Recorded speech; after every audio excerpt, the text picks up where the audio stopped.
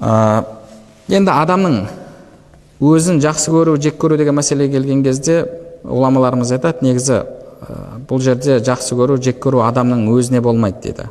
Адамның бойындағы сипатқа болады деді. Адамның бойындағы сипатқа болады, және одан кейін бұл жерде есепке алынатын негізгі нәрсе, енді біз болашақты білмейміз, болашақта қалай болатынын, бірақ негізгі есепке алынатын нәрсе бұл адамның соңғы жағдайы. Адамның соңғы жағдайы. Ол адамның соңғы жағдайы қалай болады? Қазір ол адам жақсы болуы мүмкін, бірақ ертең жаман адамға айналады. Қазір ол адам жаман адам болуы мүмкін, ертең жақсы адамға айналады.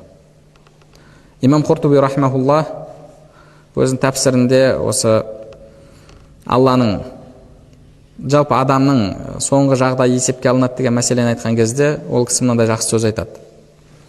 Алла тағала іблісті Аллаға құлшылық жасап, періштелердің арасында жүрген кезінде жек көретін дейді.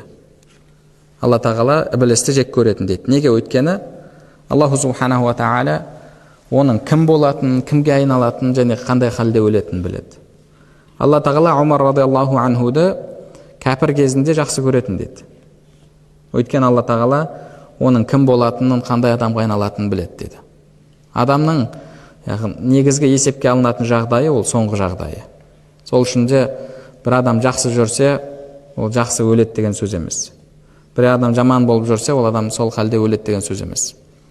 Сира кітаптарын оқып отыратын болсаңыздар, сира кітаптарында Умар радиаллаху анхудың исламнан алдын қатты болғандығы, мінезінің дөрекі болғандығы айтылады. Және кейбір адамдар соған қарап, Умар радиаллаху анхуға баға беріп, Омардың есегі мұсылман болса да өзі мұсылман болмайды ау деген осындай сөзді айтқан.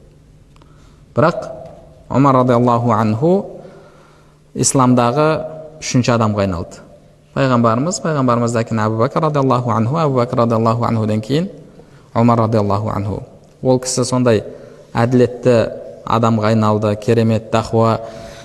Қазірге дейін мұсылмандар ол кісінің істерін мақтанышпен айтады. Умар радиаллаху анху былай істеген деп.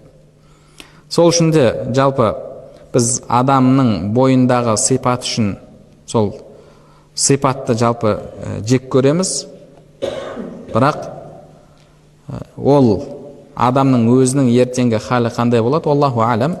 Біз ол адам үшін хидаят тілейміз, ол адам үшін дұға жасаймыз.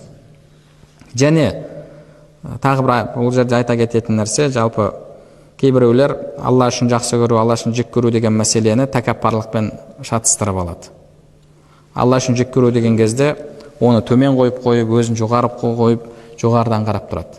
Яғни өзін артық көріп тұрады. Негізінде бұл нәрсе дұрыс емес. Өйткені есепке алынатын нәрсе бұл адамның соңғы жағдайы. Сіздің соңғы жағдайыңыз қалай болады, оның соңғы жағдайы қандай болады, Аллаху алам.